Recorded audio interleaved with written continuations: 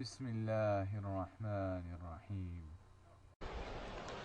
سبح اسم ربك الأعلى الذي خلق فسوى والذي قدر فهدى والذي أخرج المرعى فجعله غثاء أحوى سنقرئك فلا تنسى إلا ما شاء الله إنه يعلم الجهر وما يخفى ونيسرك لليسرى فذكر إن نفعت الذكرى سيذكر من يخشى ويتجنبها الأشقى الذي يصلى النار الكبرى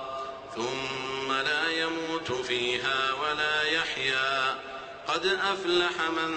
تزكى وذكر اسم ربه فصلى بل تؤثرون الحياة الدنيا والآخرة خير وأبقى إن هذا لفي الصحف الأولى صحف إبراهيم وموسى. الله